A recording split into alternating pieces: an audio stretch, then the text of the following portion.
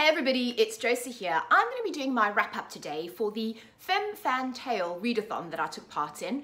And this is hosted by Jean from Bookish Thoughts, who is one of my favourite YouTubers, so I thought I'd take part in this. And also, what I liked about it was celebrating female fantasy authors.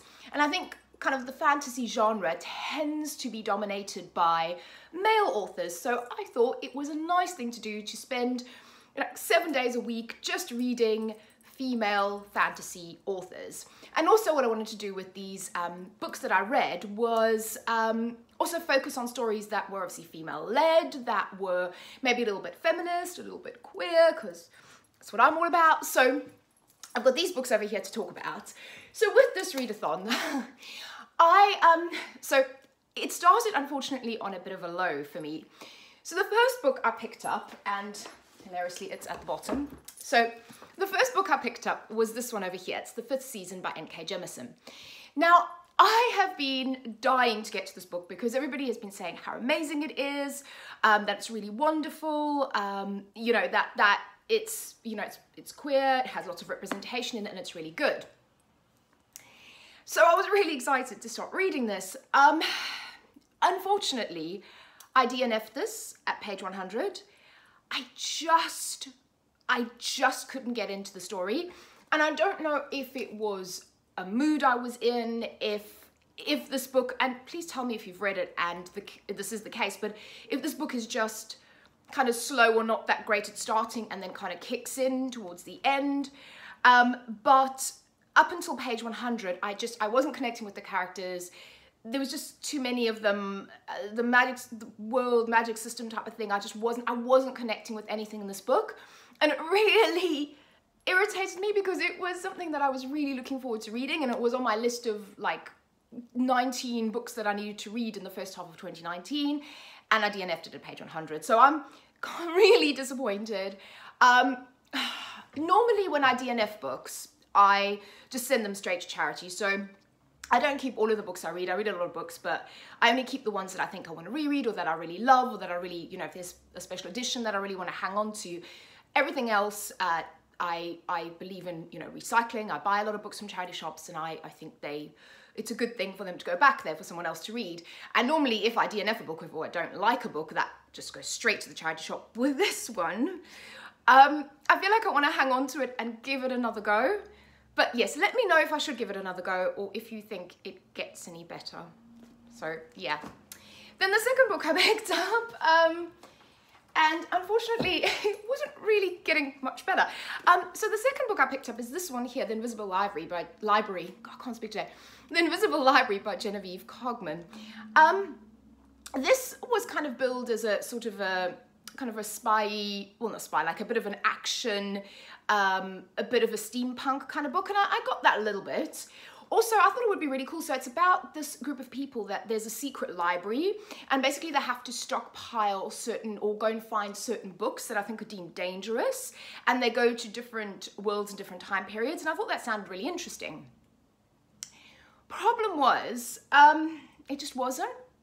I started reading it and I was like, oh, this is gonna be great. This is about books, this is about librarians, it's wonderful. And I was just bored. And I did push through to the end of the book. I finished this one, but I was bored the whole way through. I just didn't, again, I don't know if it was the characters, if it was the writing, if it was the world. I never quite got why they were going out and hunting these books, other than the fact that they were dangerous books, but it just didn't, I don't think it gave me much of an explanation. I skim read some of it just to kind of get to the end, because I thought, oh, maybe I'll like it. Maybe, again, I just have to get through that initial. And unfortunately, I didn't. So I think I ended up giving this 2 stars, and that was probably generous because I was really utterly bored. So maybe 1 star. Yeah, it wasn't great. But then things got better, luckily. So the next book I picked up was actually this one here. And that was Frankenstein. I love this cover, sorry, it's like glaring. Frankenstein, Mary Shelley. Oh, thank you, Mary Shelley. I hadn't read Frankenstein yet, and obviously after those 2 books, I was on a bit of a low, I'll say. So I was apprehensive, but I love this book. I've done a full review on it because this is my classic for the month. I'm reading a classic every month. And it's interesting because I've never read the original, and this one, this particular one, it actually has a note in the front, and it says it's based on the original 1818 manuscript that Mary Shelley did, and she revised it in 1836, or it was revised in 1836, which is the most popular edition that's out there. But this one is actually the 1818, so this is the original version. And what I found really interesting about this is that in all the sort of films and the retellings and the shows that you see, the focus is very much on kind of the creation of the monster. And the part of this book that I loved the most was when we followed the monster and the monster's thoughts and how they felt, how they were being ostracized. I could not stand Victor Frankenstein. He wasn't, forgive me, but he's an asshole. But it was a good juxtaposition in the book for me. So I kind of put it down and I was like, oh, what am I going to give this book? And I think it ended up with 4 stars. Probably only because some of the parts where we follow Victor Frankenstein I found slightly tedious, and I really didn't like his character. But the whole focus on the way people treat each other, the way appearances are so important compared to who somebody is, yeah, I really loved that. So yay, we were back on a high. And then we continued the high. So the next book I read, and I actually read more than I had on my TBR because I DNF'd the 5th season, so I had a bit of, and kind of skim read The Invisible Library, so I had a bit of extra time. The next one I read was Legendary by Stephanie Garber, and this is such a cool sprayed cover. I love a sprayed book. So this is the follow-up to Caraval. I wanted to know how it continues, and this one follows the other sister, so it follows Tella, who I actually like more than the original character. I can't even remember what the original character's name is now, but I loved Tella's character. I thought she was really feisty and fierce in the first one. Those little glimpses you kind of got of her, and I really loved that this book focused on her, and I just enjoyed myself. So I won't really talk too much on the plot, particularly if you haven't read Caraval, but it's basically this idea of like this happens sort of once a year, this kind of magnificent game. So it's sort of based, I would say, loosely on like Venice and Venetian Mardi Gras, and you play this game and you win a prize. And Legend is the creator of this game. Nobody knows who Legend is. He's very mysterious. He has lots of magic. It's a load of fun. I love reading these books. I think the last one's coming out very soon on hardback, and I might get that on hardback just because I want to know what happens. But it's great fun.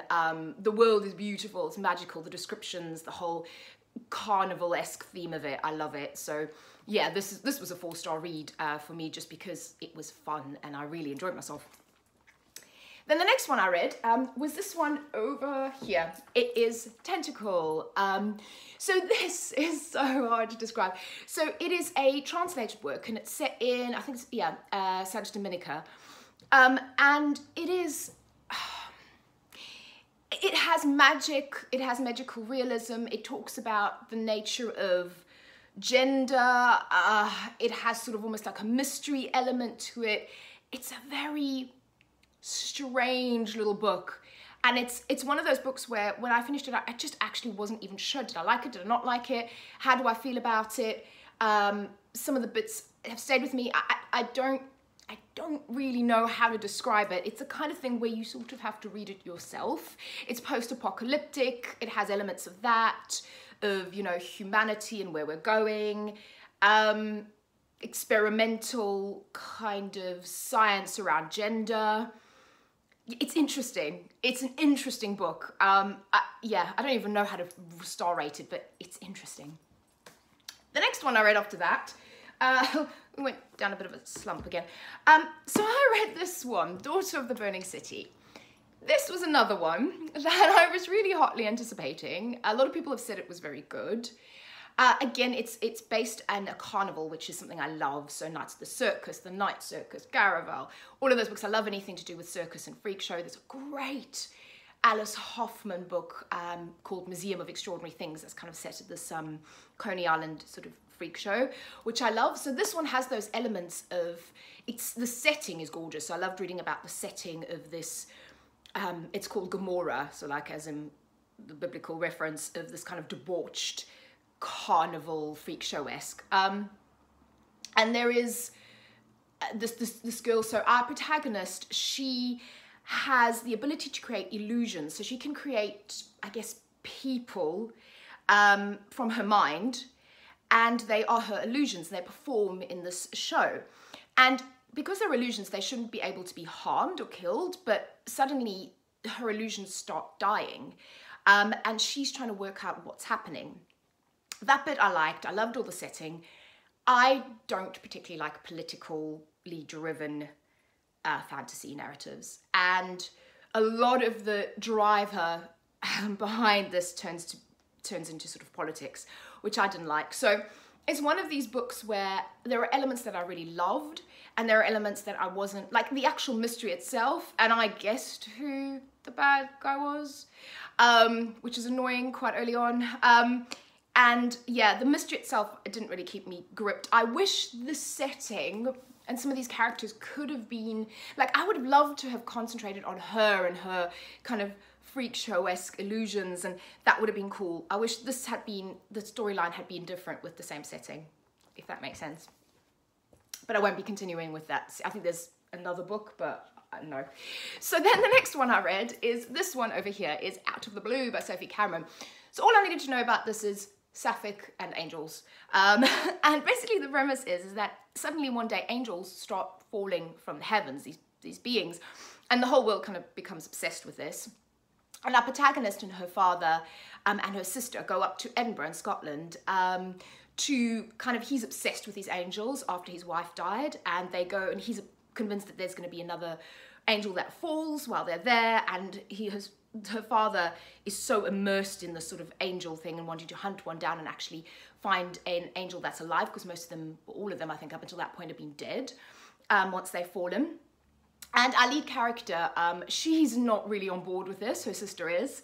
So that's really interesting. You've got kind of that moral take on it. And also our lead character is gay and she's struggling. She's broken up with her girlfriend, but her girlfriend's kind of disappeared, so she doesn't know where she is. And I really like this book. It is YA. It was an interesting read. It kind of stayed with me more than I thought it would after I finished reading it. Again, to the nature of, you know, what we consider human, what we do to each other, how we react to religion, all of those things. It was really interesting in this fun kind of YA premise of angels falling out. And it was really funny in parts. What I didn't like was, I think the author was trying to make some of the characters sound Scottish, so she'd just throw in like "we" every now and again.